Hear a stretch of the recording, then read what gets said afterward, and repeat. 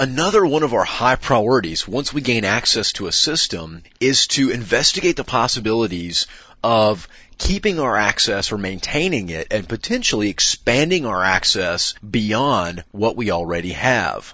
So basically, once we've got access, one of our goals is going to be to maintain that. So we want to try to prevent the detection of this compromised system and present challenges to the administrators so that we don't lose access to that system. So there are a lot of options available for us. Probably one of the biggest, most common methods of maintaining access is through a rootkit.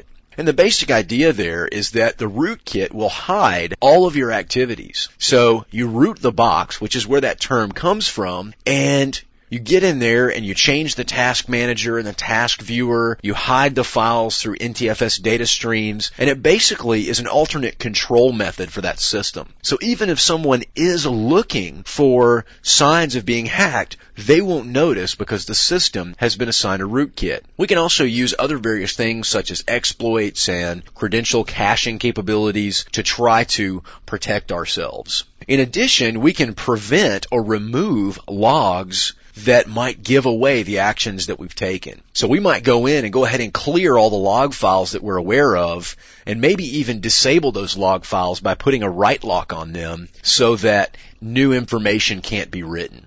Trojans are also a huge asset to us once we've compromised a system. So they're going to continue to create backdoors or compromise other accounts that log onto that system. So they're going to be another method for us to maintain our access in addition to potentially hiding that access. Another method that is actually very commonly used is to create new accounts. Now, I can tell you from experience, a lot of sysadmins keep very close tabs on what accounts exist and where. So creating new accounts might draw attention to yourself. Now, one thing that I've used in the past that seems to be really effective is to elevate the privileges of accounts that already exist that you may have compromised. A fantastic example of this is to find network maintenance software, the type of software that goes out and maybe pings servers for availability or sends out packets for maintenance and things like that. The type of services that don't draw a lot of attention to themselves because everyone knows they're accessing remote systems. If we can compromise the service account and bump the privileges up to domain administrative privileges, we effectively have an invisible open hacking account. So we want to pay special attention to those service accounts and those application accounts and try to use the existing ones to our advantage because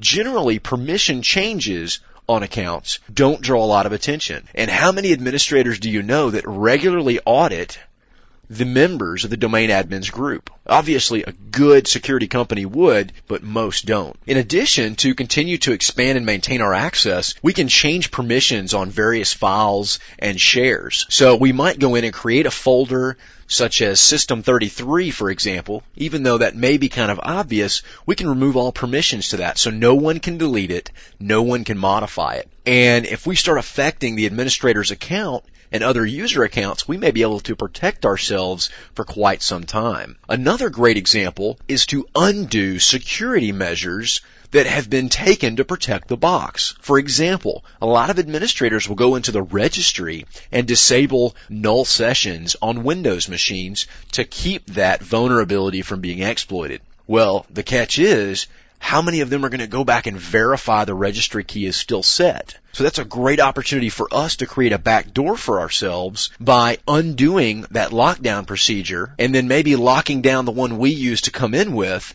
So now we have an alternate method for attack. Now, it would actually be a lot smarter to go in and do something a lot less obvious so that other hackers might not get into your system as well.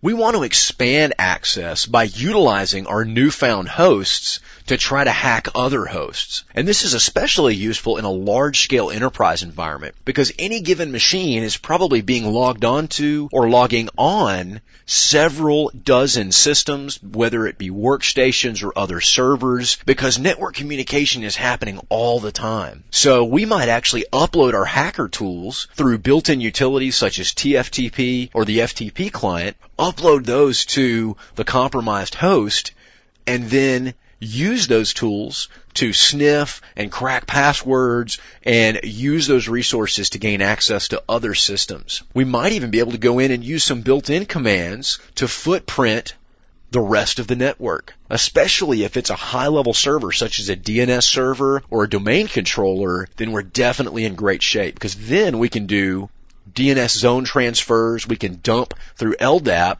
the actual Active Directory database, and so on and so forth. So again, depending on the host you actually get a hold of, you can really do a lot of damage and gain a lot of information. And obviously, you can also gain other protected passwords to other systems, especially if cache credentials is enabled, which in most enterprise environments, it will be. So any type of cache credentials or profiles are also a great source for finding user accounts. So there are a lot of options available to us for maintaining that. So continuing forward, we can also go through and enumerate DHCP server information. That's definitely a useful one, because then we know all the systems on the network that have obtained IP addresses, whether they're reserved or automatically assigned through DHCP. We can also gain useful information about looking at the DHCP by looking at TCP/IP configuration. That might tell us where PXE servers are, or DNS or DHCP servers. So we can gain a lot of useful information there. And oftentimes, from a single authorized but compromised host, we can pretty much dump the entire domain down to files and offload them. It only takes one vulnerability in one system on a company network, and you can literally strip all of the sensitive, important information out of the network and then use that to launch additional attacks from that host.